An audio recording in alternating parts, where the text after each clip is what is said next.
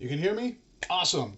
All right, everyone. Welcome to Lord of the Rings Online's Casual Stroll Through Middle-earth. My name is Matt Elliott. I go by Scenario on the message boards, and I'm a world designer for Lord of the Rings. I've been working on it for a very, very long time now, with a little bit of a break in between. Um, Over the last about a year now, we have been going through the world of Middle Earth, the world of Lord of the Rings Online, region by region, as voted by everyone here, and we are down to the last three regions that we have to visit: Dunland, Dunland, Breland, and North Downs are the remaining three. So Dunland won the vote. So here we are to do a tour through Dunland and all of its dungeons. I'm going to try to include Isengard and Isendale as part of this as well. As we've done with all of our other previous streams, this is going to be a world-focused stream, world and level design. I'm not going to be able to answer any of your questions about game systems, classes, balance, PvMP, things like the reward track and whatnot. That's not my area of expertise, so any questions you have about that are better suited to other developers or posting them on the message boards. But if you have questions about level design, if you have questions about the landscape, if you have questions about how we just make it all work, I am certainly happy to answer them for you.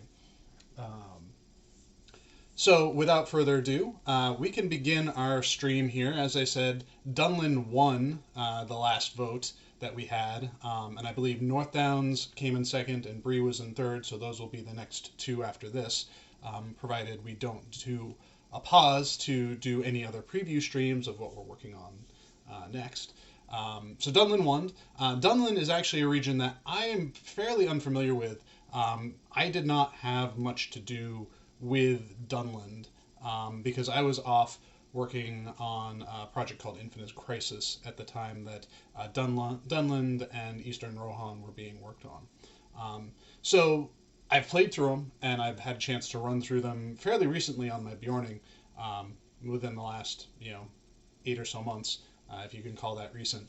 I don't know all the nooks and crannies here, but we're going to take a tour through. One of the places that we will visit later today is old dungeon space that was made intended for what the original incarnation of Dunland was. And I can talk about that more when we get there. So, yeah, apologies for being a little bit late to get this started. There were some technical snafus on the connection side of things, but I managed to figure out a way around them. So here we are, and we're ready to get going. So we'll just do a quick check on the chat. Druidfire says last night she noticed the alliteration in the names of the piles of gold in Erebor Furniture stock, and she giggled a lot. Yeah, those were fun to make. I was just trying to come up with fun names to go along with them.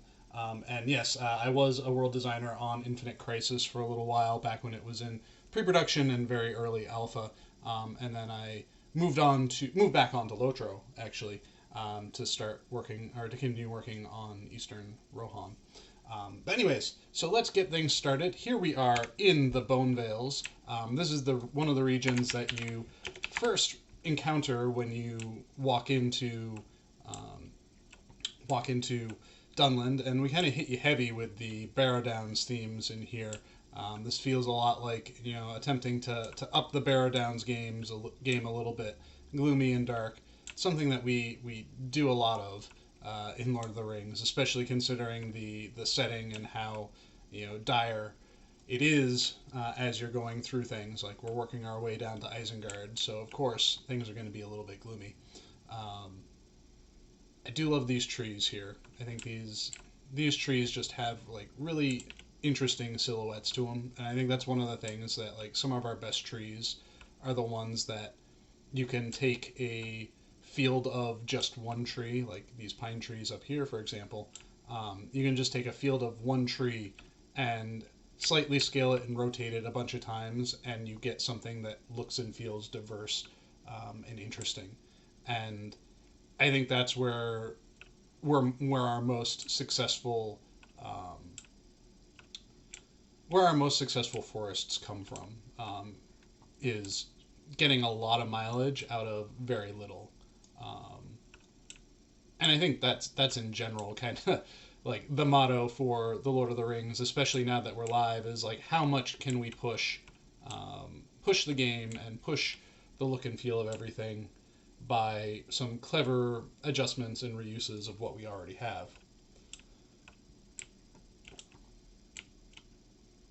I remember playing through this years and years ago on a burglar and having just hating running through here. In general, when I was playing a burglar, I was never a fan of going up against anything that had to do with the dead or the unseen, anything that had some sort of damage over time aura that would just like knock you right out of stealth. Like what's the fun of that? You're running through an area and you get pulled out of stealth because these guys here just tag you without even having to do anything. Today I'm not riding on my horse because I feel like in the past streams while it certainly feels better to be riding a horse, let's run a little bit slower. It feels better to be riding a horse. The problem with riding a horse is I often don't get through an entire region if I'm going at horse pace, and I have to move a little bit faster. A little bit faster than horse pace. So that's what we're doing now. We're moving a little bit faster than horse pace. So because this is an area I'm unfamiliar with, I apologize if I end up, or not super familiar with, I apologize if I end up backtracking a bit, here and there. I will say one of the things that, one of the other things too running through here is this area does have kind of that original Trollshaws feel with these impassable mounds through them all. And, I think there's pros and cons to that sort of thing in world building.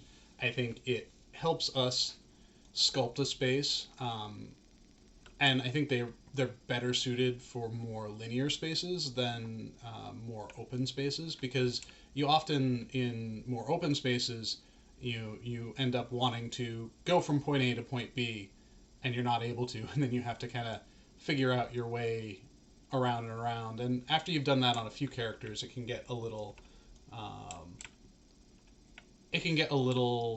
frustrating. Oh, I've been through this a couple of times and I just want to go. I think if I had the opportunity to with the Trollshaws, and not to say that I want to remake the Trollshaws again, because I think I've contributed to revamps on it from its launch, or from its original creation until now, like 4 or 5 times. I would want to provide more opportunities for traversability in certain aspects of it, in certain parts of it. Not tear down the walls completely, but build up access here and there to allow for a little bit more freedom of movement, and to allow for people who are observant to be able to, more successfully navigate without as much backtracking and circumnavigating. So let's see where we are on the map. We are here. I think the Trollshaw, or Dunland, was interesting too, because if I recall right, Dunland has effectively 2 on-ramps to it. You can come in through the Bone Vales and run around in the Bone Vales like what we are now, or you can come in through the through the Mornshaws and into come on, Trumdrang. So I think that gave players a little bit more like agency to kind of tackle the space in the way that they wanted to, follow the story in the way they wanted to, while still allowing the story to be available in both ways. Well, it's locked. That's right. There's an instance here. I'm not going to rocket jump over that because that's just a small village. Not worth rocket jumping up over. So Dasmordo asks, what did you use for reference or inspiration when designing the look of this particular area, whether it be material from films or outside of that? So because I was not involved in the creation of this, I can't really say what specific areas were used for inspiration. Just running around in here, it does really feel like the team wanted to evoke, the team at the time wanted to evoke the feel of Barrow Downs, but with a bit of a different take on the Barrow Downs.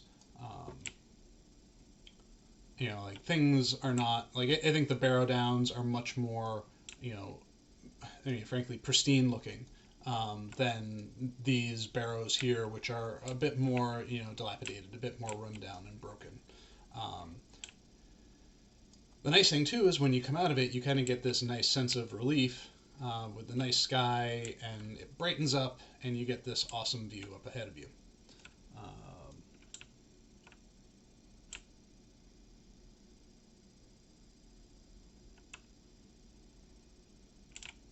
That is a great view.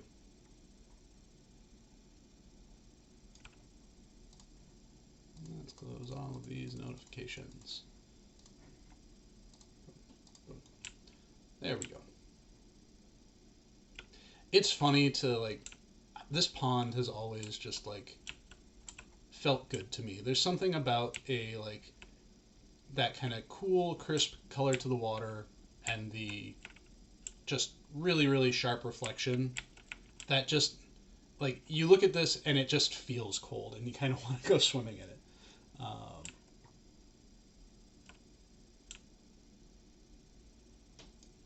right, let's continue our exploration this way.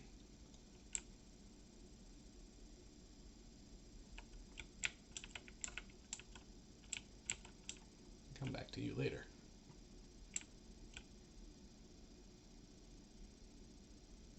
Do like the ruggedness of how this feels too. Just kind of the road is a little uneven, but without feeling unfinished. The grass just kind of dotted around, a little haphazard. It feels good as you're running up through here. I think one of the things too that you know I've always enjoyed and have tried to push for more and more of, and I did, you know, when I pitched in a little bit on the angle and helped out with that, and it's one of the things that, you know, on that the southern impassables there, like having them be a bit lower so you don't quite have that, you know, fishbowl effect, as we like to call it, the fishbowl impassables, where it's more like it feels more like the playable space is sunken down into the ground as opposed to a natural part of the landscape. Do you have a preferred biome to work on? So I'd say the ones that I had most fun working with recently were the biomes for Vales of Anduin and Wells of Langflood and Elderslade. And some of it's because of the more naturalistic feel of them, but some of it too was I've been kind of digging into our tool set and finding ways to do interesting things with our scene files systems so that, you know, we can have our scene files when they paint them down be a little intelligent and know like, oh, like there's water here, so if there's water here I can put down reeds instead of nothing, or instead of grass, or I can have certain types of trees and bushes show up along the water, and however when it's on the land it's a different thing.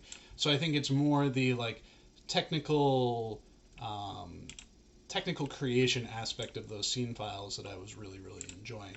And what I'm working on right now, which I can't talk about, is trying to take some of that learning and push it a little bit further, both in terms of making things a little bit more usable for us on the developer side, but also in terms of making things a little bit more varied and interesting and natural feeling when you're running around in the space.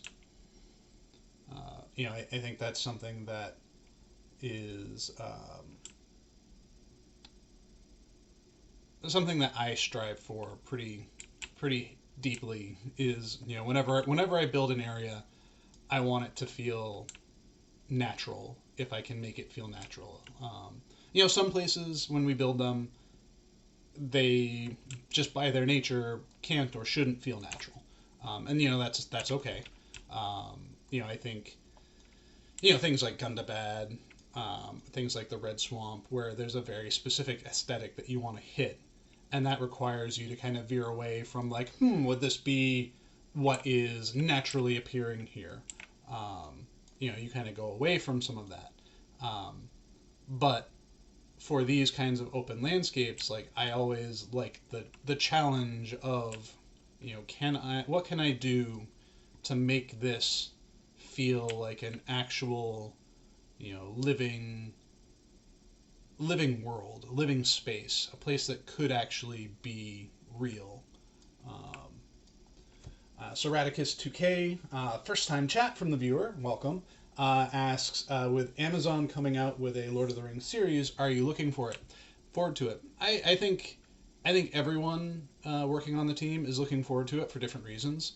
I'm really curious about, how they do their setting, what that looks like. A show that I recently watched the Wheel of Time TV series, and one of the things that, whether or not you like the show, one of the things that really, really, really impressed me was how rich the environments of that show was. And it was so like beautiful to look at, the cities, the landscapes, and I think that says a lot about the effort that they want to put into those kinds of shows.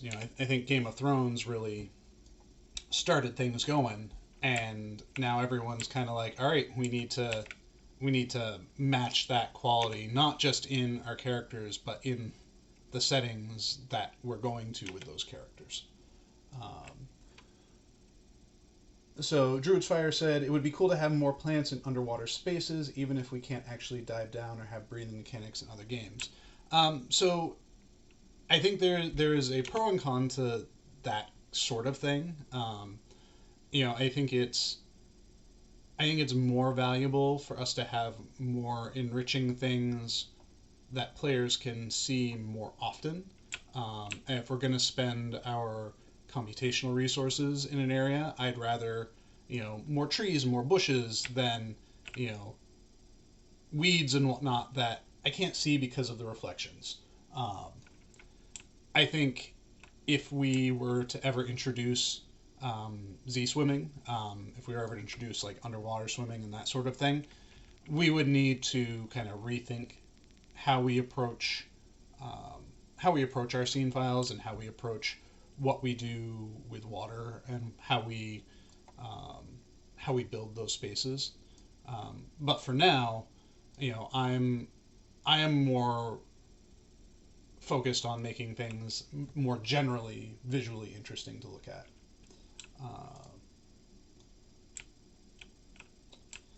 So Grabster, unfortunately, your question regarding play quality for European players is not something that we can discuss here. I'm not a server engineer, and I don't handle customer support or anything like that. So that sort of question is better suited to another venue. Sorry, but you don't want me answering questions about server performance because I will get them wrong. I will get all of those questions wrong because I'm not a server engineer.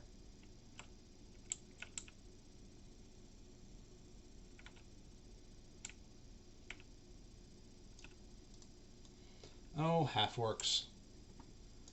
That's something that, like, we have all of these half-works everywhere, from Breland down through Dunland and whatnot, and I always kind of felt like we never really did much with them as a culture. We put so much effort into things like, orcs and urks and trolls. Like, we have a lot of culture behind different other creature types.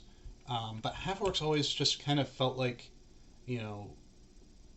they have one thing they do, and they work for Sauron, and that's it. And it feels like there could be something more done with them, given the right opportunity.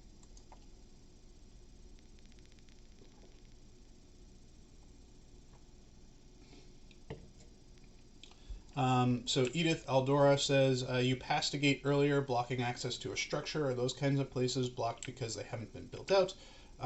Or does it just give some mysterious atmosphere to the game world? Little column A, little column B. Sometimes we put those things to tease in future areas that we may not have immediate plans to get to, but might want to get to at some point. When we launched the game, there was a gate in the fields of Fornos that blocked access to Evendim,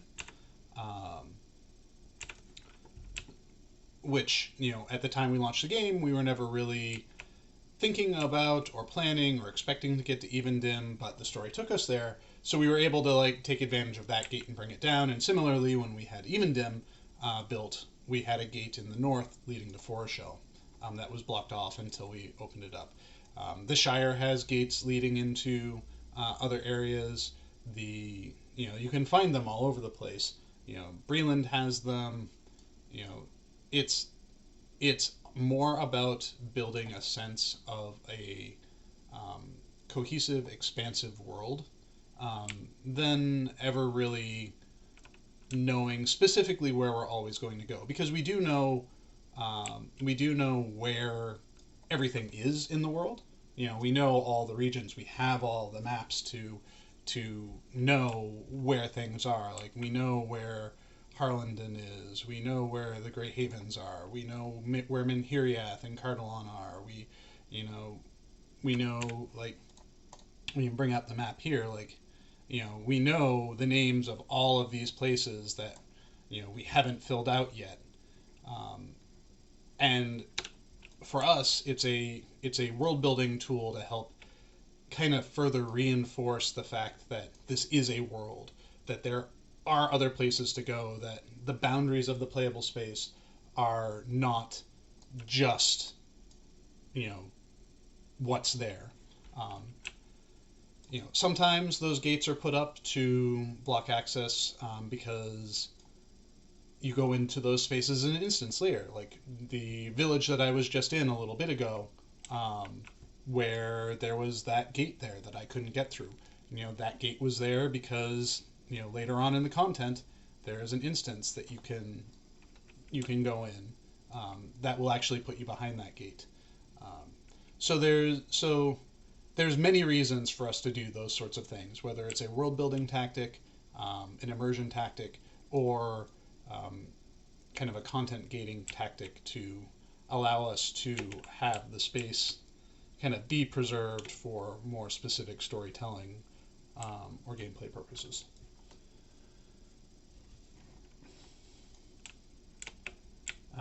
Above Manway sits, after Middle Earth is done, we will see the Dying Lands.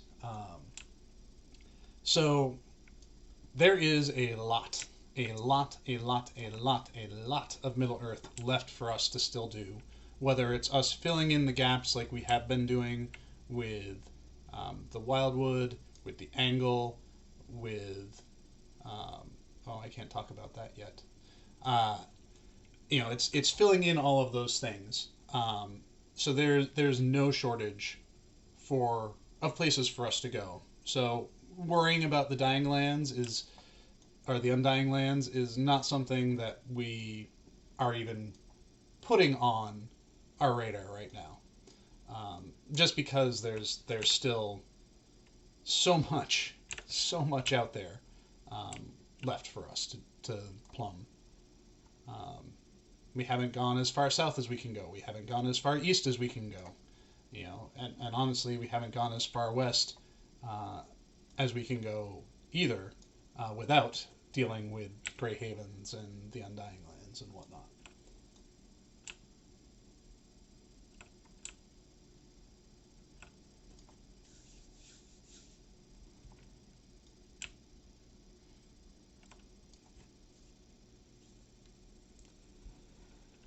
All right, let's see. A couple more questions.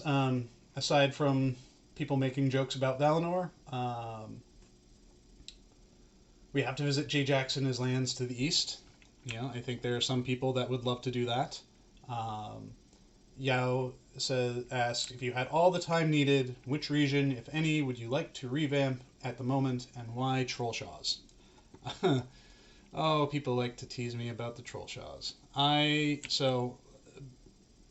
I've done the Trollshaws over a few times. If I was forced into doing the Trollshaws again, I would take a very serious look at all of those all of those hills and impassable hills and whatnot, and try to spruce them up and add a little bit more richness and detail there. But any other region than Trollshaws, honestly, I kind of feel like North Downs would be where I'd want to hit next, because I feel like that is a place that is prime for some TLC. It's I don't think it's an unsuccessful region, and I think when you are in the fields, it's really, really good. But I think it's one of our like kind of remaining fishbowl regions. Um, you know, it's surrounded by tall mountains that kind of spike up ridiculously fast, and I'd want to like touch that up a bit. Um,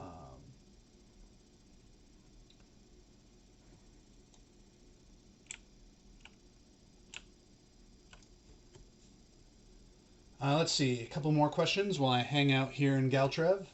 Everyone's favorite quest hub, from what I've been told.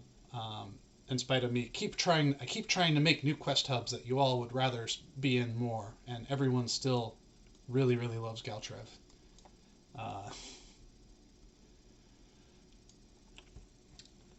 So what's the biggest challenge? So Ninev 8 or Ninive 8. I apologize for butchering anyone's name. Asks, what is the biggest challenge, whether technical or creative, that you face when you start building a new region? The biggest technical challenge, and this is something that I'm running into right now, is translating hand-drawn planning maps or already produced world maps. So things like Tolkien's maps, the maps from the Fonstad Atlas, taking those two map ideas and overlaying them and making them work on the landscape in a way that suits the scale of the space is probably the hardest thing. Like the area that I'm working on right now, I spent probably a week trying to get the scale of things figured out just right from my planning map, from the produced maps, and overlaying them into our game data maps and just trying to make it like scale the right way. But that said, once I was able to hit that and then start working with my landscape development workflow like butter. It's just that figuring out the right scale to line everything up, the right grid to line everything up. That's the tricky, challenging thing. For me, anyways. It may vary for other people. All right.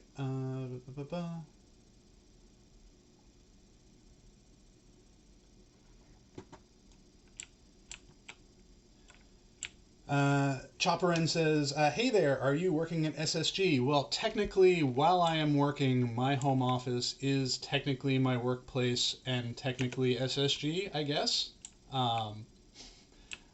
So, for those of you that have joined in and might have missed it, my name's Matt Elliott. I'm Scenario Senior World Designer on Lord of the Rings Online.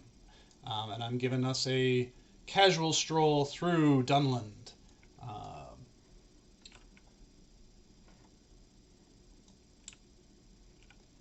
So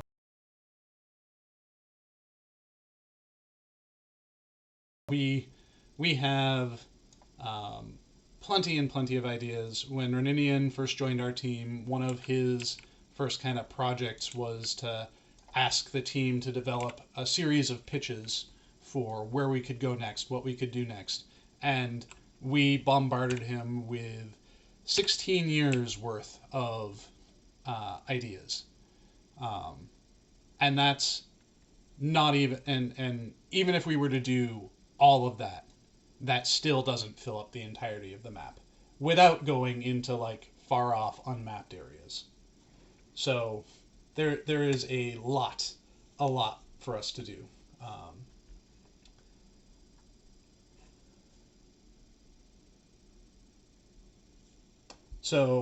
Edith Eldero says, someday it would be really cool to see some of the world building in progress, like the artist concepts and the computer programming. So that sort of thing is a little tricky to do with our current work from home setup, because I'm not quite sure how well streaming that sort of work would go, considering how I have to connect to work things. maybe someday when, I do a, oh, hey, why are you attacking me? No, you're dead. I must have accidentally clicked on something. Maybe someday I can, in talking with a couple of people, we can do a in development stream. The tricky thing too is honestly a lot of the stuff that we work on is stuff that isn't announced yet. So it's hard to do a real meaningful development stream, something that shows, some very in progress work, without spoiling where we're going. So if we were to do anything, we would really have to have it be both announced and have portions of it that haven't been developed enough to be interesting.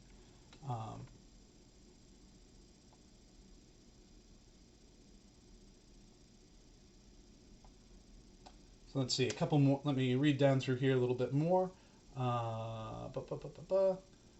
So you just said just a article with screenshots would do. Druid's Fire says some tools are proprietary. Yes, yeah. Our world building tool, how we actually sculpt the actual landscape, place things, paint the terrain and deco and whatnot. That's a proprietary tool of ours.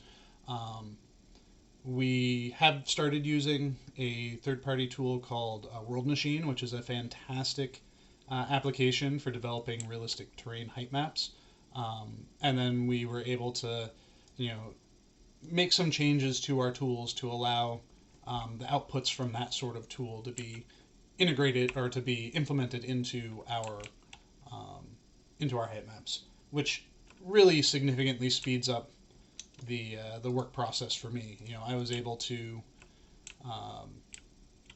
the new project that I'm working on, I was able to, effectively build out a region's worth of height map in just a couple of days, which in comparison would normally take significantly longer, could take weeks to do without the support of tools like that. So it's been a very, very helpful, useful tool for us, and I'm glad that I've been able to incorporate it into my workflows.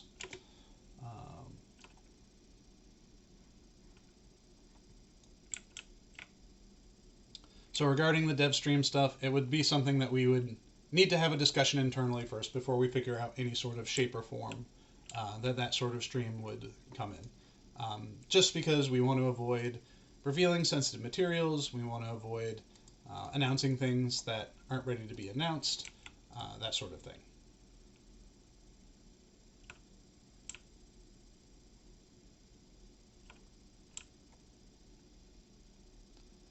Oh, I love these grasslands. These feel so good.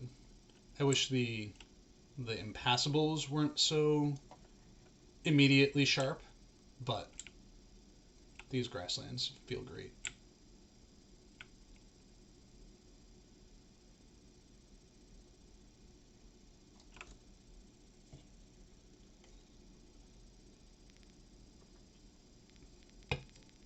I'm trying the experiment of not reminding you guys to remind me to drink today and see how well I do.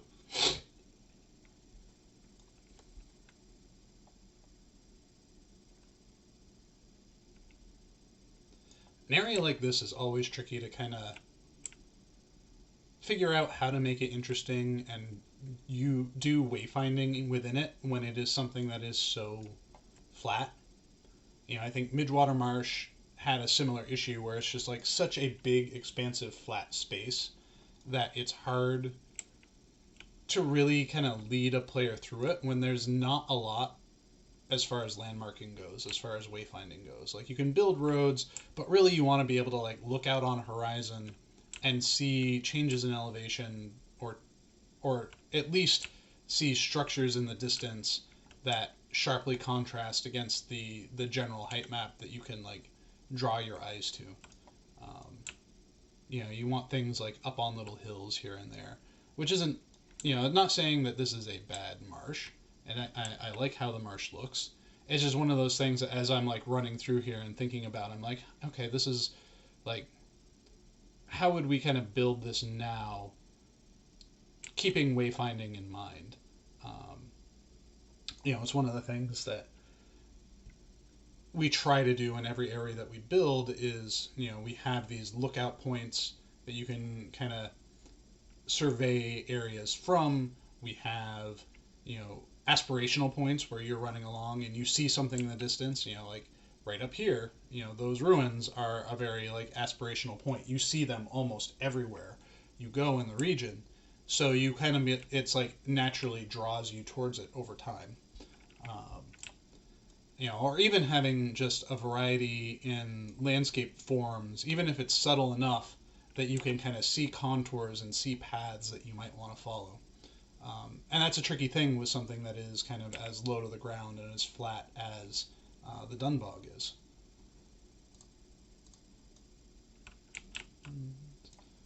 These orcs having a happy little camping trip. All right, let's take a quick look at some more questions. But Manway says the landscape is still one of the best things about LOTRO. Thank you. We love building it.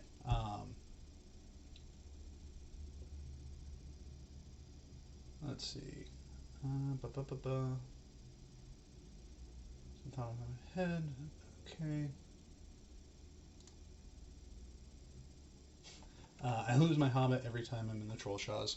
Yeah, it can be tricky, and I think some people are even a little bit more confused with the addition of the new stable masters that they then have to go and discover. So they get an opportunity to, go and get lost in the Troll Shaws yet again. All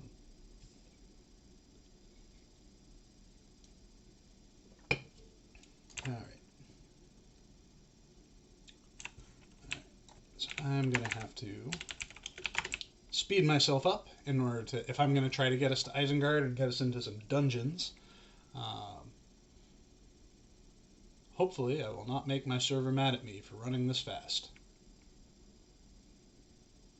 Whee! One of the things too that I find really remarkable about Dunland is how many different kind of styles of biome it incorporates throughout all of it. How many different, you start out with the barrows, and you have the swamp, you have kind of a creepy forest, you have, rugged terrain, you have, these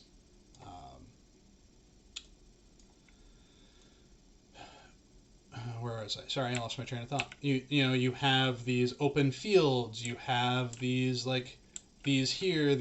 narrow mountain passes. So there is a lot of different various looks and feels to Dunland. I'd say like if I had if there's something I would change about it, is I would try to push for more like ecological consistency between everything. Having different sets of trees for kind of each area you're in doesn't make it feel as cohesive as it could be.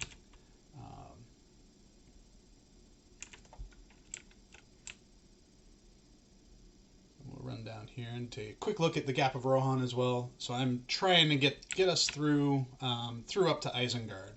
I know the Gap of Rohan is kind of technically considered its own separate thing, but I feel like narratively it's tied so closely to Dunland, and the story progression kind of shunts you right into Dunland pretty quickly, or from here into here from Dunland pretty quickly, that they may as well kind of be attached at the hip. And obviously I'm not getting everywhere in here. Wolf's Cleft is... We're going to push Wolf's Cleft to the wayside because I want to get us to Isengard, and I want to get us into some dungeons. And then I want to talk about the secret history of Dunland a little bit. Woo! Boom.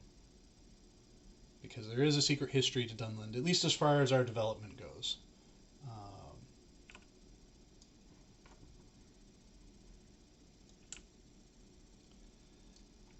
So Edith mentions the kind of the black screen if you're moving too fast. That typically that's usually like a byproduct of you moving through the landscape faster than your client can load things. And I think some areas are problem spots for this, but we haven't quite figured out why they're problem spots in those areas. I think some are known. Things like I've actually never been down on this side of things before. I don't think much content ever really actually sends you down here, at least not that I've played. Places like Minas Tirith, which are notably heavy as far as their client load goes. Those places, like, we're still working on trying to optimize them and come up with ways to optimize them. Others, I know some people have reported issues with Angmar. We're still trying to figure out the cause of those, and unfortunately, because there's no assertion to go along with it, it makes it a little bit harder for us to really, know what the cause of the problem is and know what we can do to, fix it.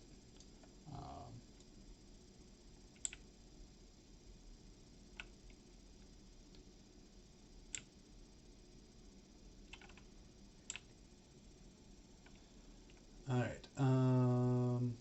So Lils of Laurelin asks, when are we getting an option to get back old area maps? The new maps are not very functional for something the map is intended for. So I will agree to disagree with you about them not being functional. I personally find them more useful for me than the hand-drawn maps because they better reflect the landscape that you're running through. I can understand and appreciate that people like the more hand-drawn style for role-playing and immersion purposes.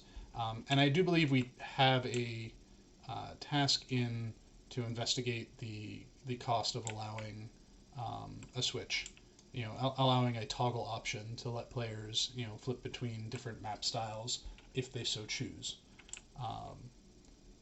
I don't know when that option will become available, if it will become available, time frame for that, what it would look like as far as implementation goes. All I can say is that it's something that's been discussed and that we have a note for it when there is availability to do the investigation to look into it.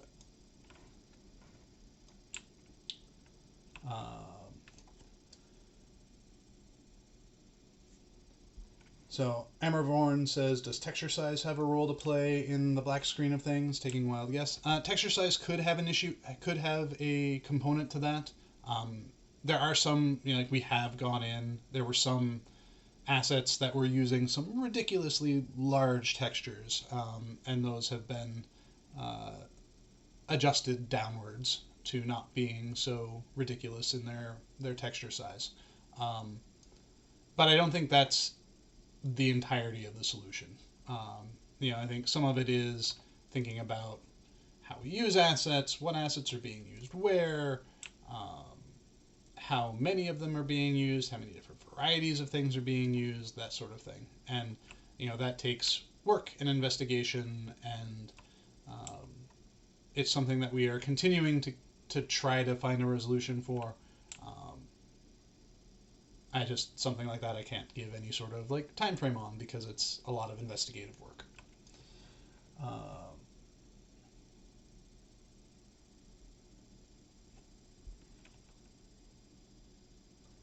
But Manway says, will Foreshell and Angmar ever connect? Might have asked this in a couple of vids. I don't want to say they will never connect.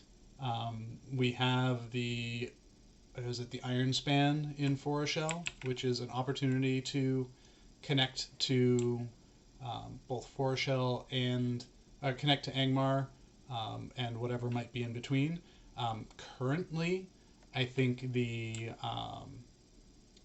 at least the path to Foreshell that I envisioned when I built the space years and years and years ago was actually on the backside of Carndoom, on the path leading up to the Moraval encounters. So we would have to make some fundamental changes to where that path leads, where we imagine that path being, if we were to ever introduce that.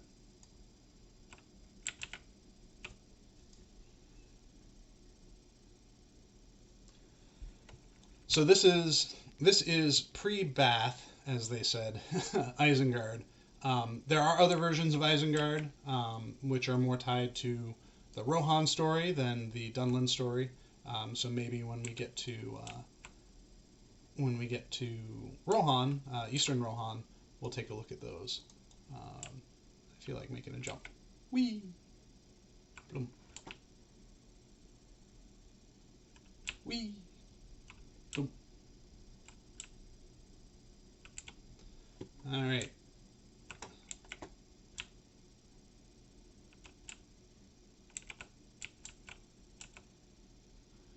And now I'm going to rocket jump.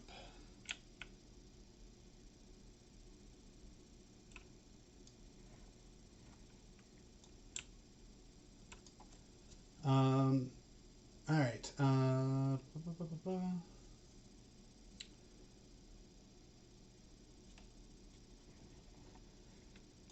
Okay, so we've explored Dunland, the Gap of Rohan, and we're now taking a look at Isengard. We've got about 10 minutes left, so how about we do a speed round of some dungeons? There weren't a ton of dungeons associated with Dunland itself, but there are a number that are associated with Isengard and the Isendale. So we'll start out with some of the Dunland dungeons. I really like the look and feel of this one. This is assuming I can move. I'll run a little bit slower now.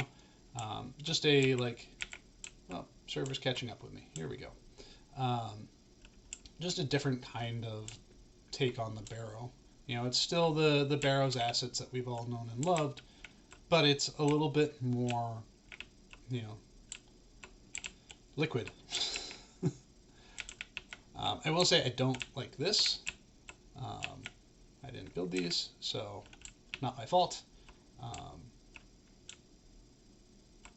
But that sort of thing that sort of impassable always feel restrictive. There should always be some sort of visual barrier to indicate not making a jump. But I was not responsible for building these, and I'm sure that whoever built them had a specific reason in mind for why these exist in the way that they do. But fun little space. I like the water. Again, that's that kind of cool, crisp water.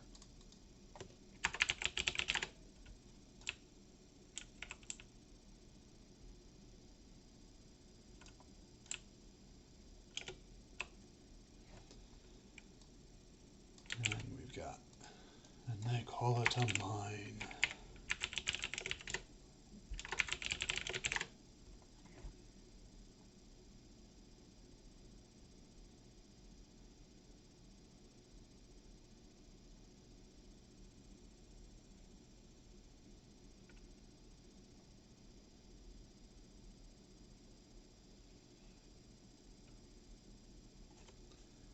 All right.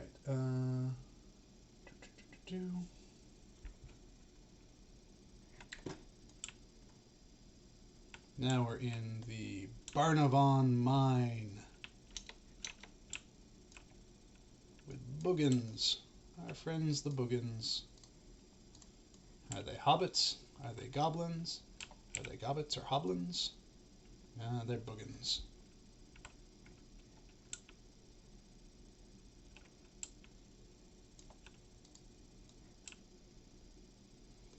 I bet you, looking at this space and running around in it, it feels like parts of it are a lot darker than originally intended, and I bet you this is one of those spaces that, when the new lighting system came into play, got significantly darker than it used to be.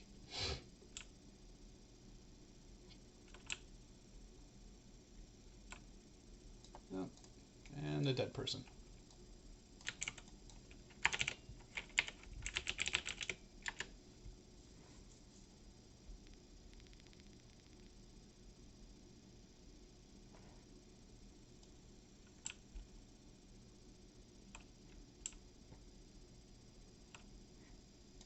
Yeah, I remember years and years ago when I think I can get around this. Oh well. We're not going to explore that dungeon.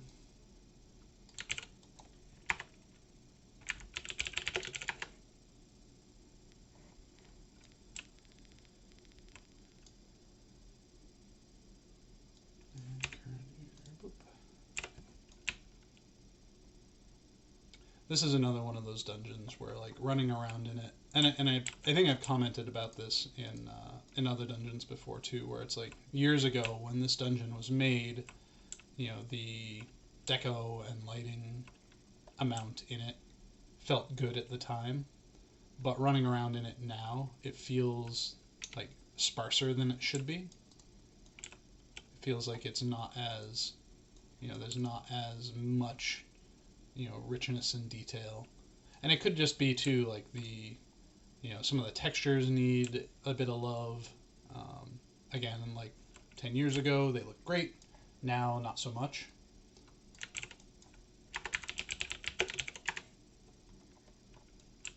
And now we're into the meat and potatoes of Isengard, the experimentation pit.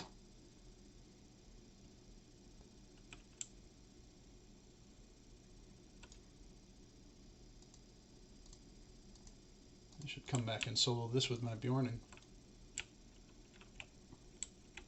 This just feels good. This is a cool space.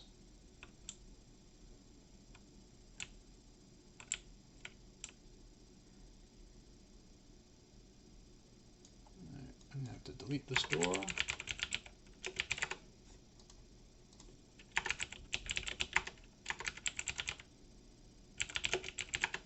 There. Woo, splash. Yeah, so sorry, so again, these are spaces that I didn't build, so I cannot speak specifically to the names of any of these places. But I'm happy to do a tour, and these are very cool looking spaces.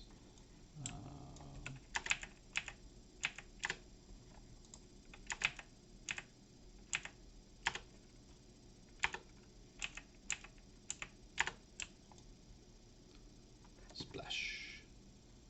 Splash.